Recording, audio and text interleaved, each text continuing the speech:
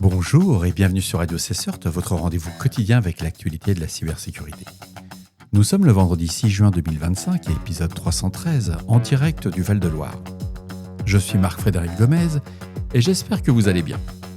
Au programme de cet épisode, espionnage ciblé en Irak, des hackers liés à l'Iran visent les Kurdes. Les chercheurs de Recorded Future ont identifié une campagne d'espionnage menée par le groupe Pitch Sandstorm, affilié à l'Iran.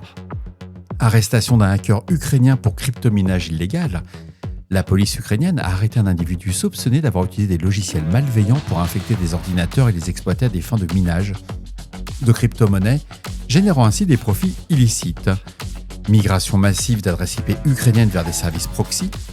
Depuis 2022, environ 20% de l'espace IP ukrainien a été transféré vers des services de proxy et d'anonymisation, souvent hébergés par de grands fournisseurs américains comme AT&T et Amazon.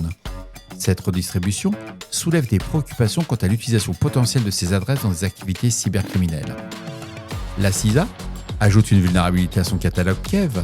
Et comme vous vous en doutez, la CISA a ajouté la CVE 2025-5419, une vulnérabilité de lecture et d'écriture hors limite dans Google Chromium V8 à son catalogue des vulnérabilités exploitées connues.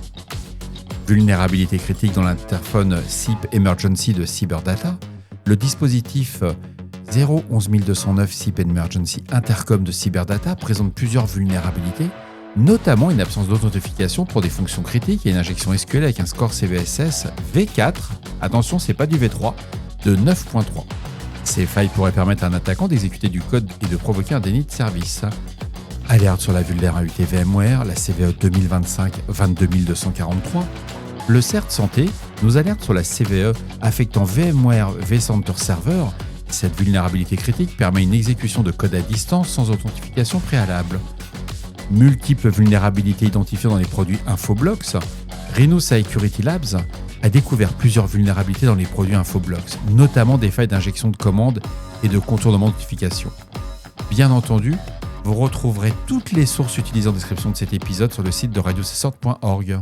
The Record nous informe qu'un groupe de cyberespionnage, Bled Filin, lié à l'acteur étatique iranien Olring, conduit depuis 2017 une campagne ciblant des responsables kurdes et ukrainiens. D'après les chercheurs de l'entreprise slovaque E7, les premières intrusions ont visé des systèmes du gouvernement régional du Kurdistan avant de s'étendre au gouvernement central irakien et un opérateur télécom en Ouzbékistan. En 2023, E7 a observé l'usage du malware Shamaran contre des diplomates kurdes. Ce cheval de Troie permet l'exécution de commandes à distance et le transfert de fichiers. Deux autres outils malveillants ont été identifiés. Whisper, qui communique avec des pièces jointes envoyées depuis des comptes Microsoft Exchange compromis, et Primecache, dont les fonctions rappellent la backdoor RareDat attribuée à Olring. Le vecteur initial d'intrusion n'a pas été systématiquement établi.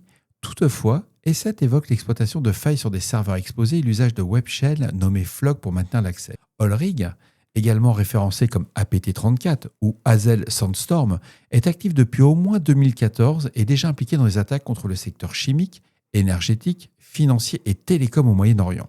Ce groupe a par le passé utilisé des compromissions pour mener des attaques en chaîne sur d'autres entités gouvernementales.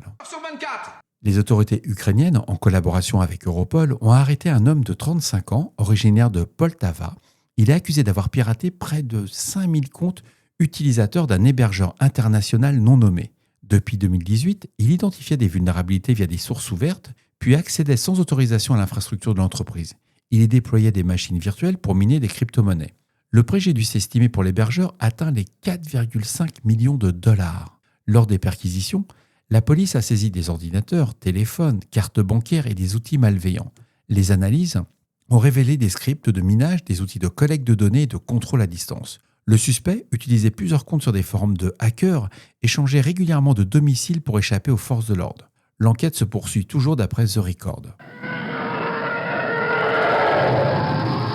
Depuis février 2022, près de 20% de l'espace IPv4 de l'Ukraine est passé sous contrôle russe ou a été revendu à des courtiers en adresse IP. Un rapport de Kentic révèle que ces blocs sont désormais majoritairement utilisés par des services de proxy ou d'anonymisation hébergés chez de grands fournisseurs américains, notamment Amazon via l'AS 16509, AT&T via son AS 7018 ou Cogent via l'AS 174. L'opérateur ukrainien, historique, Urk Telecom, ne route plus que 29% de ses blocs d'adresses d'avant-guerre. Selon Doug Madory, chercheur chez Kentik, les ventes d'IPv4 ont permis à Ukr Telecom de maintenir ses services essentiels. Ces blocs sont désormais répartis dans plus de 100 systèmes autonomes, c'est les fameuses ASN, à travers le monde. D'autres fournisseurs ukrainiens comme LVS, l'AS 43310 ou TVcom et Trinity, l'AS 43554, ont également vu leur plage IP redistribuée à des dizaines de réseaux, dont toujours AT&T, Microsoft et Amazon. Les recherches montrent qu'une part importante de ces adresses est utilisée à des fins de routage anonyme. La société Spur.us confirme que ces blocs sont exploités par des services de proxy commerciaux. Ces services sont capables de masquer l'origine réelle du trafic, ce qui complique la traçabilité, notamment dans le cadre d'activités cybercriminelles. Chères auditrices, chers auditeurs, il faut savoir que le marché de la location d'IPv4 est hyper lucratif. Selon Madory, le tarif peut atteindre jusqu'à $500 par mois pour un bloc de 256 adresses IP.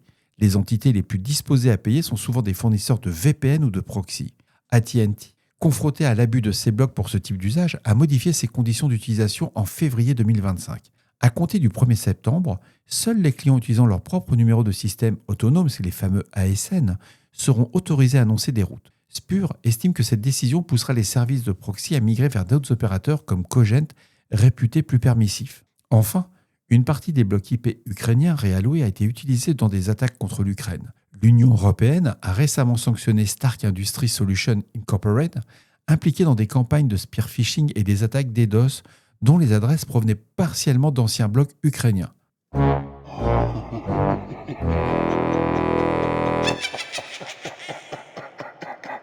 La CISA a ajouté une nouvelle vulnérabilité à son catalogue des vulnérabilités exploitées, connu, le fameux KEV, sur la base de preuves d'exploitation actives. Il s'agit de la CVE 2025-5419 et je tiens encore à m'excuser auprès de Sébastien, que je l'ai appelé Bastien dans l'épisode d'avant-hier.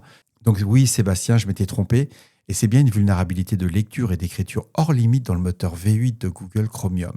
Ce type de vulnérabilité est fréquemment exploité par des acteurs malveillants et représente un risque significatif pour l'ensemble des systèmes critiques. Encore toutes mes excuses, Sébastien. Et oui, j'ai juste mangé un peu ton nom, je suis vraiment désolé. Le CERT Santé nous informe que VMware a publié un avis de sécurité concernant la vulnérabilité connue sous la CVE 2025-22243 qui va affecter l'interface manager de VMware NSX.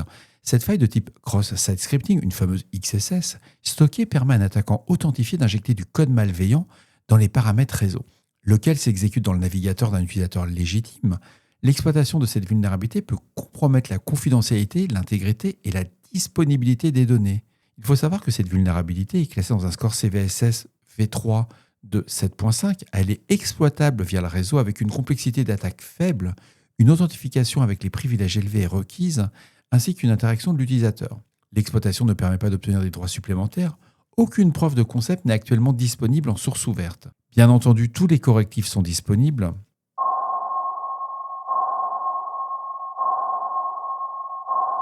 Rhinolab Security a identifié 6 vulnérabilités dans la version 7.5.4.104695 de l'appliance virtuelle Infoblox NetMRI. Ces failles permettent des exécutions de commandes de contournement d'authentification, des injections SQL et la lecture arbitraire de fichiers. La CVE 2025-32813 désigne une injection de commandes non identifiées via l'endpoint. Une vulnérabilité non référencée par CVE permet une exécution de code à distance. La CVE 2025-32814 est une injection SQL. La CVE 32815 expose des identifiants codés en dur. Oh, il y en a encore qui font ça. Ça me tue. Chaque fois que je fais une revue d'actualité et que je vois que des éditeurs codent en dur les identifiants, comment dirais-je ? Il faut vraiment qu'ils se remettent au bon niveau. Aujourd'hui, c'est plus acceptable, quoi. La CVE 2024-54180 qui concerne une lecture de fichiers arbitraires. La CVE 2024-52875 qui permet une injection SQL authentifiée via l'endpoint. Toutes ces vulnérabilités sont corrigées dans la version 7.6.1 de NetMRI. Donc, on ne réfléchit pas, on patch.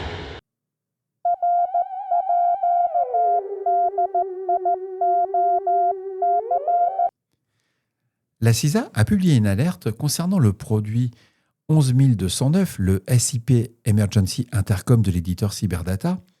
Ce que j'ai trouvé intéressant dans leur publication, c'est qu'ils vont donner vraiment une analyse de la menace. C'est pas juste dire, voilà, il y a un certain nombre de CVE, Il faut savoir que toutes les versions antérieures à la 22.0.1 sont concernées. Donc, il y a la CVE 2025 30184 qui va permettre un contournement d'authentification via un chemin alternatif. La CVE 2025 26468 qui concerne l'absence d'authentification pour des fonctions critiques. La CVE 2025 30507 qui va décrire une injection SQL. La CVE 2025 30515 qui permet à un attaquant authentifié de déposer des fichiers arbitraires vers une traversée de répertoire.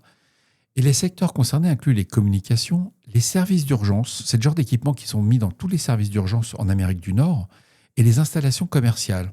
Les équipements sont déployés aussi au niveau mondial. Il n'y a pas que les US, mais ça venait des US au départ. Les vulnérabilités ont été découvertes par Veraments de Clarity Team 82. L'éditeur recommande les mises à jour vers la version 22.0.1. Personnellement, je vous recommande de lire l'article de la CISA. C'est un très très bon niveau pour comprendre comment des vulnérabilités critiques vont être mises en avant et qu'est-ce qu'il faut faire. Et voilà, cet épisode de Radio Cesseur du vendredi 6 juin 2025 touche à sa fin. J'espère qu'il vous apportera des informations claires et utiles. On se retrouve demain pour un nouvel épisode. Prenez soin de vous et à très bientôt sur Radio Cesseur. D'ici là, restez vigilants, surveillez vos systèmes et surtout, on ne réfléchit pas, on patch.